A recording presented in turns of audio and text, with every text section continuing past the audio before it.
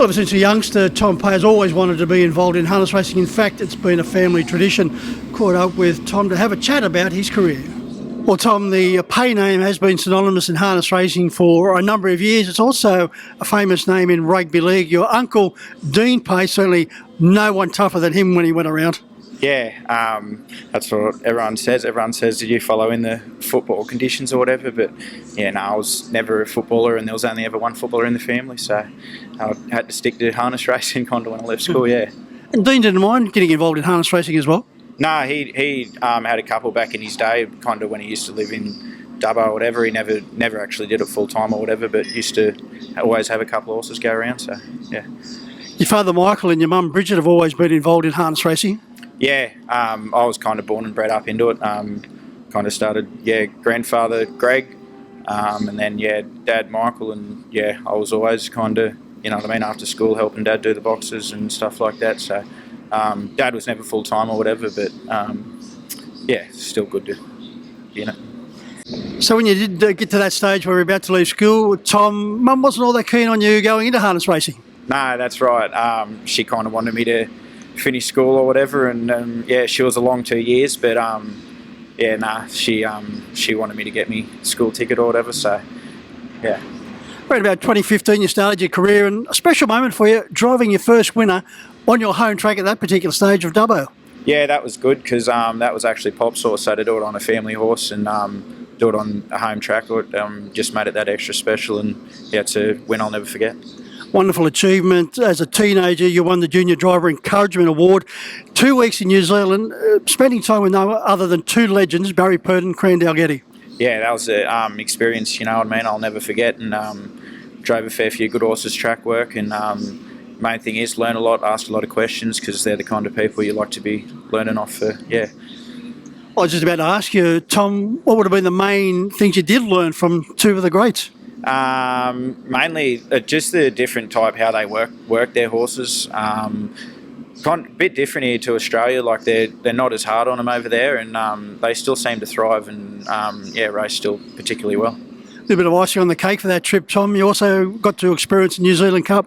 Yeah, that was unreal. Actually, I was just talking about it the other day and said if there was a trip going down there this year, I'm certainly there. So. As a 14-year-old, you linked up with another legend back home, Steve Turnbull, along with his wife Jenny. That would have been a wonderful experience. Yeah, that was great. I've learned off a lot of great people, and Steve and Jenny, they were unreal. Learned a lot through them through school holidays. I started coming up to their place kind of since I was 14, and I don't think I missed a school holiday. I used to go there for the 2 weeks and, learn a lot there as well.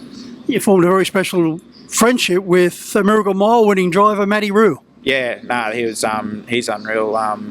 Real good mates, and another person, like, you know what I mean, you like to learn a lot off. I've learned a lot of great things off him as well. You spent some time with Matty while you were at school, but then went to him full time. Yeah, as soon as I left school, had a job down there and worked for Matty for about 4 years, and that was really good. Got a lot of drives, you know what I mean, when I was a junior driver, and the time there was awesome. Tom, you left no stone unturned trying to learn from people, in particular around that Bathurst area, the Betts family, which has still got a very strong association with Bernie Hewitt, Peter Bullock, Ash Grives, Gemma Hewitt. Yeah, they're all good people, and they all give me drives, you know what I mean, when I was a junior. So for that, very thankful. Tom, you're not driving as much these days. You've certainly drifted away a little bit from the industry for a very good reason. Yeah, so I work with Disability now, a company called Kiranari, and we've actually got a client here tonight. Try and get them out as much as we can, and it just gives them a bit of life, you know what I mean. So just trying to give back a bit. So yeah. And for such a young person, Tom, what a wonderful outlook on life when you're working with people that need some help. Yeah, that's right. It's massive achievement, you know what I mean, when you can get them out and doing stuff like this. Just makes it that extra special.